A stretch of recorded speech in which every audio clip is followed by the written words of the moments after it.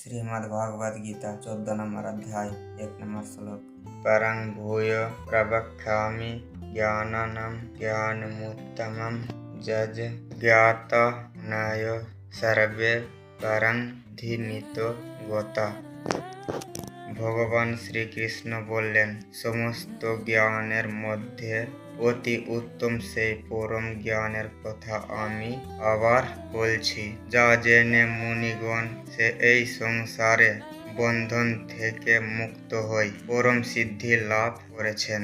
প্রশ্ন: এখানে জ্ঞান নাম পদটি কোন জ্ঞানের বাচক এবং তার মধ্যে ভগবান এখানে কোন জ্ঞান বর্ণনা করার কথা বলেছেন?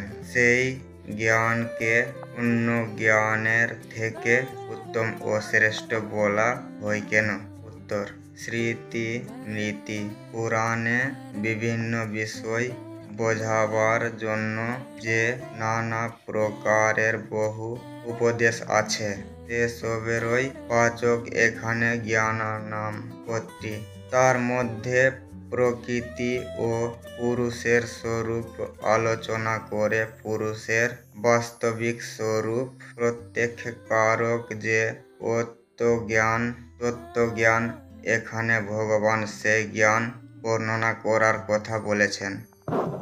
যে জ্ঞান যেহেতু পরমাত্মার স্বরূপ প্রত্যক্ষকারক এবং জীবাত্মাকে প্রকৃতিক বন্ধন থেকে মুক্ত করে, তাই এই জ্ঞানকে অন্যান্য জ্ঞানের থেকে উত্তম এবং শ্রেষ্ঠ, অত্যন্ত উৎকৃষ্ট বলা হয়েছে। প্রশ্ন: এখানে ভূয় পদটি প্রয়োগের অর্থ কী? উত্তর: ভূয় পদ প্রয়োগের অর্থ হল পূর্বে এই জ্ঞানের নিরূপণ করা হয়েছে, কিন্তু এটি অত্যন্ত গহন ও দুর্বিজ্ঞ হওয়ায় বোঝা কঠিন। তাই ভালোভাবে বোঝাবার জন্য প্রকারান্তে পুনরায় তারাই বর্ণনা করা হয়েছে। প্রশ্ন: মুনয় পদ এখানে কিসের বাচক এবং এরা সেই জ্ঞানের অনুভূতিতে যা লাভ করেছেন সেই পরম সিদ্ধি কি? উত্তর: মুনয় পদটি এখানে জ্ঞানযোগের সাধন দ্বারা পরম যোগী প্রাপ্ত জ্ঞানীদের বাচক এবং যাকে পরব্রহ্ম প্রাপ্তি বলা হয়, যার বর্ণনা পরম শান্তি, অত্যন্ত সুখ ও পুনরাবৃত্তি ইত্যাদি অনেক নামে করা হয়েছে। যেখানে গেলে তার পুনরাগমন হয় না, সেটি হল মুনিগণ দ্বারা প্রাপ্তি পরম সিদ্ধি।